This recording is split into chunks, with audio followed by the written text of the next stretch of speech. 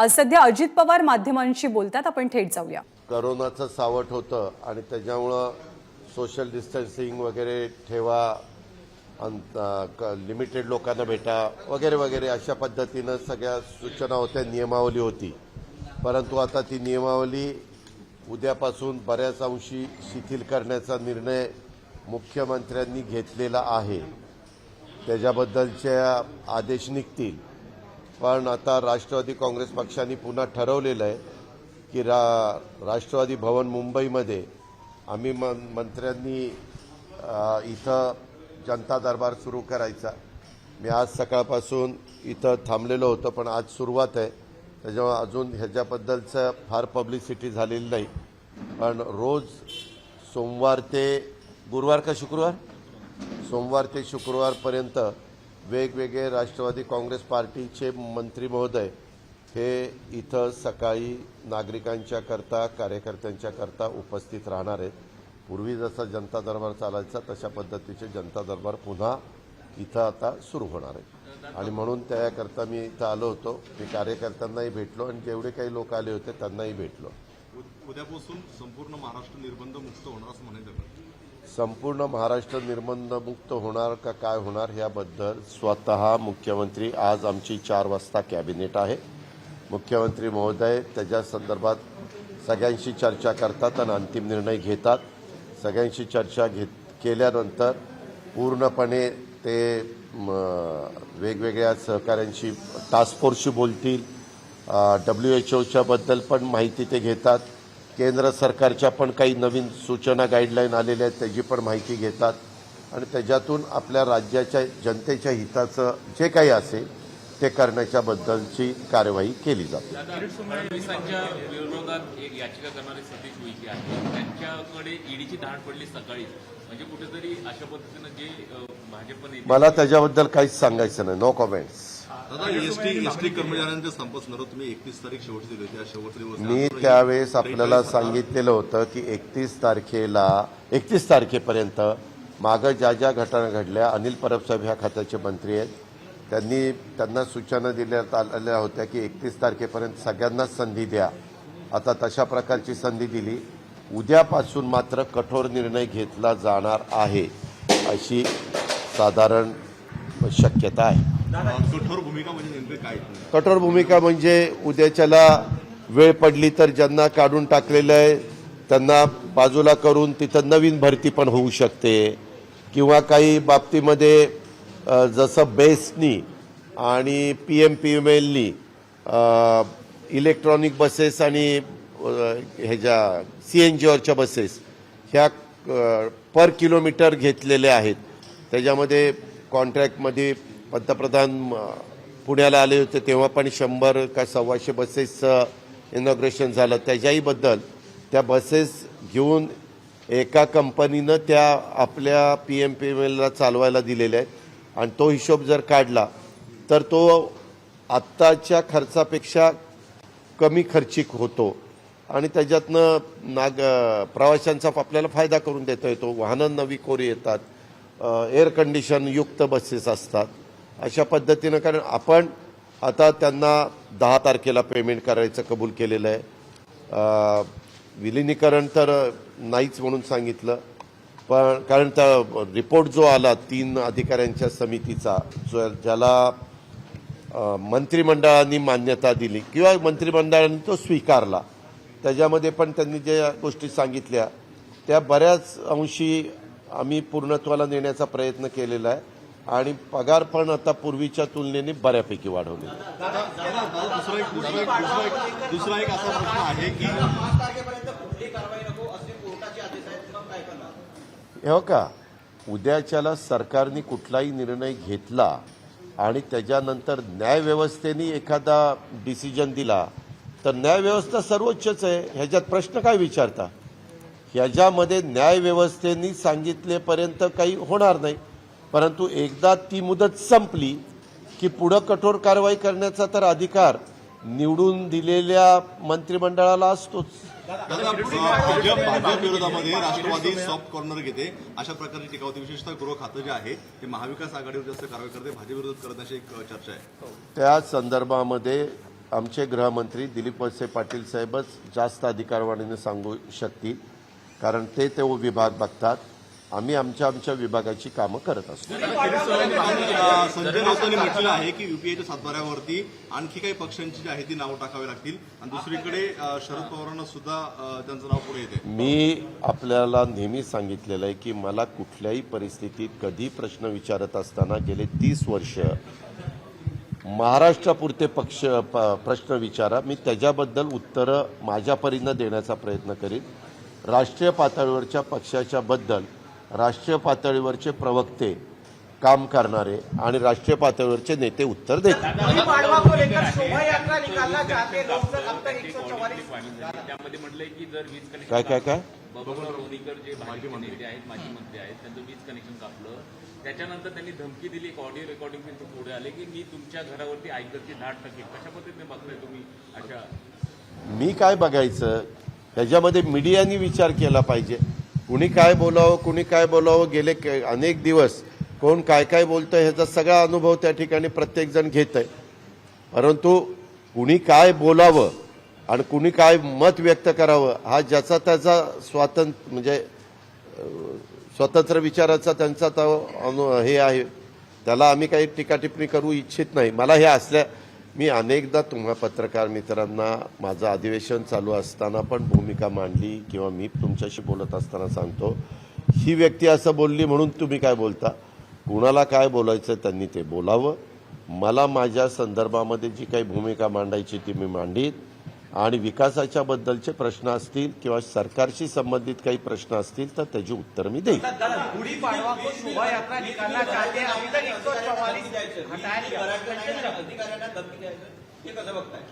कोणीही कुठल्याही केंद्र सरकार, राज्य सरकार, स्थानिक स्वराज्य संस्था अधिकारी त्याचं काम योग्य पद्धतीनं करत असेल, नियमाच्या अधीन राहून करत असेल, तर कुठल्याही नागरिकांनी अशा अधिकाऱ्याच्या बद्दल वेगळ्या प्रकारची टीका टिप्पणी करण्याचं अजिबात कारण नाही. त्याबद्दल पण कायदे नियम आहेत. जर शासकीय कामामध्ये कुणी अडथळा आणला तर त्याबद्दल पण आपल्याला तक्रार करता येते आणि पुढची कारवाई करता येते. शेवटी ते तिथं जी जबाबदारी घेऊन त्यांना तिथला पगार दिला जातो, त्यांना तिथं बसवण्यात येतं, त्याचं काम त्यांनी करावं, पण ते नियमाच्या अधीन राहून केलं पाहिजे. नियम तोडून कुणीच काम करण्याचा प्रयत्न करू नये. 144 अभी भी लगी हुई है.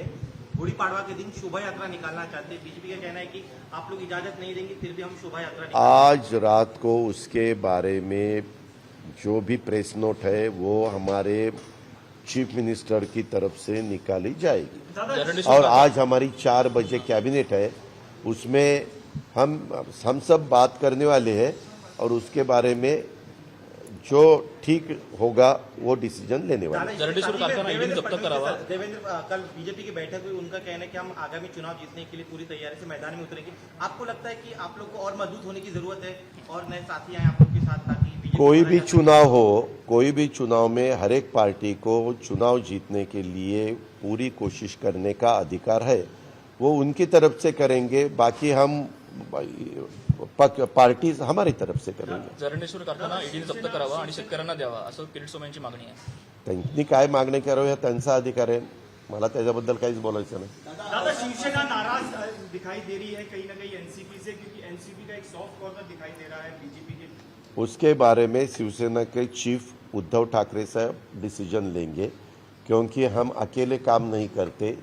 उद्धव ठाकरे जी, पवार साहब और सोनिया जी, ये तीनों ने मिलके ये महाविकास आघाड़ी ये गठित की है, तो उसके बारे में सब मिलके डिसीजन लेंगे. और काम करते वक्त हम हर एक को कैसी मदद हो सकती है यही सोचते हैं, यही काम करने की हमारी कोशिश रहती है. दादा, आप यूपीए का हिस्सा हैं, यूपीए को और मजबूत करने की हर तरफ से सब कोशिश हो रही है. आपको लगता है कि और जो गैर बीजेपी विरोधी पार्टियां हैं सब साथ आए, आगे बढ़े, ताकि हमारे महाराष्ट्र में यूपीए नहीं है, सेंट्रल में यूपीए आता है, तो इसीलिए सेंट्रल के लोग इसके बारे में जवाब देंगे.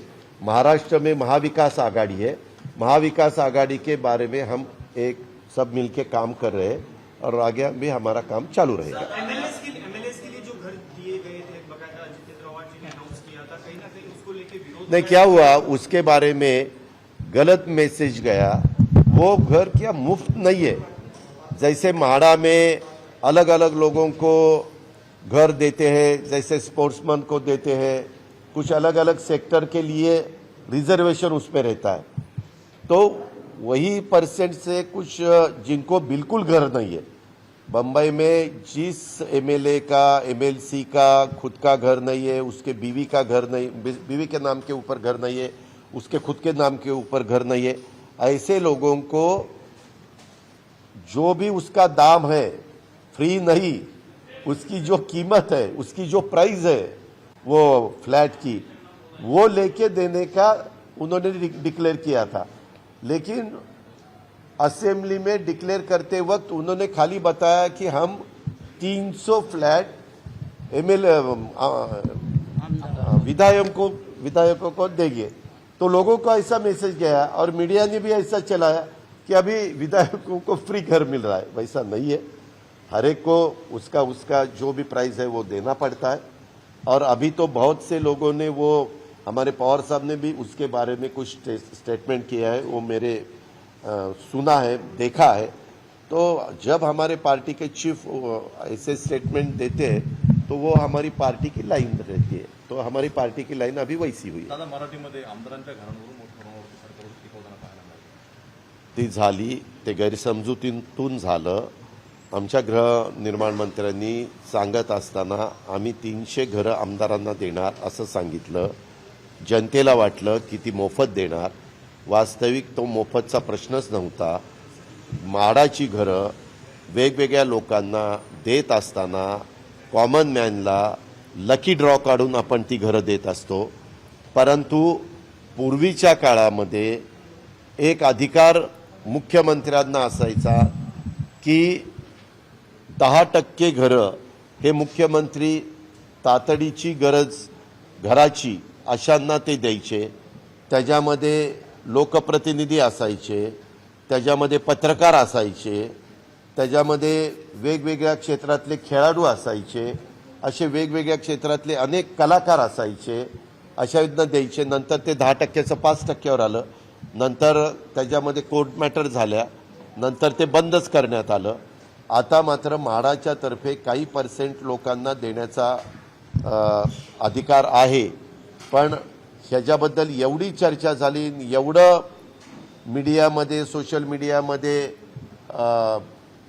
अतिशय त्यांच्या ह्याच्या विरोधात, निर्णयाच्या विरोधामध्ये न्यूज आल्या आणि त्याच्यामुळं आमचे नेते पवार साहेबांनी याबद्दलची भूमिका स्पष्ट त्या ठिकाणी केलेली आहे।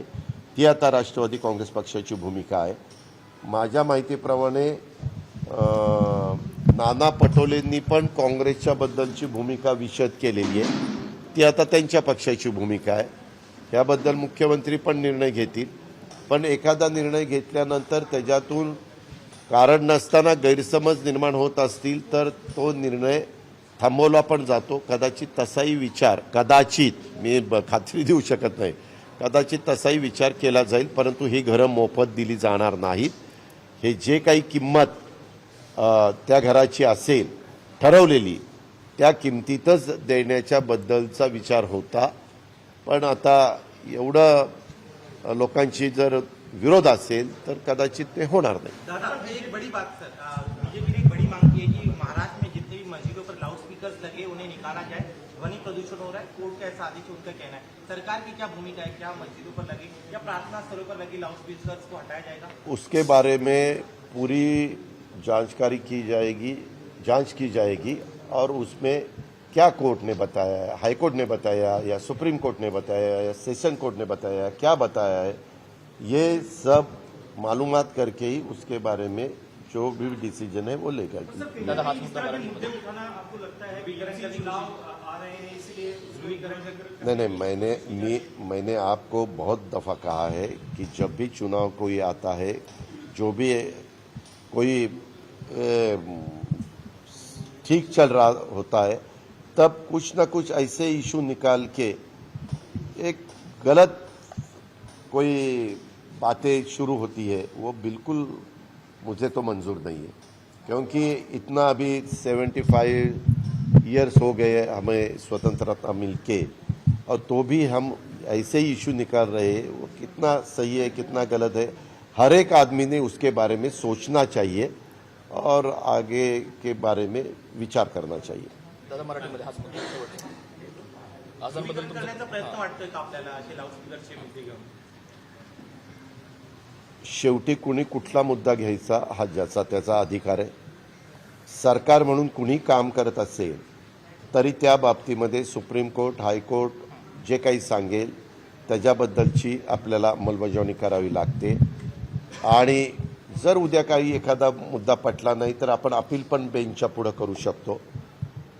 ह्या संदर्भामध्ये नक्की काय निर्णय दिलेला आहे तो मी काही वाचलेला नाही आहे, परंतु त्याची माहिती घेतली जाईल आणि ती माहिती घेऊन हायकोर्टाने किंवा सुप्रीम कोर्टाने दिलेल्या निर्णयाच्या बद्दलचा कुठलाही अवमान होणार नाही अशा पद्धतीनं पावलं उचलली जातील. अर्थात ती पावलं उचलत असताना सरकार म्हणून सरकारच्या पातळीवर निर्णय होईल, तो काही एकटा मी म्हणतो म्हणून निर्णय होण्याचं काही कारण नाही.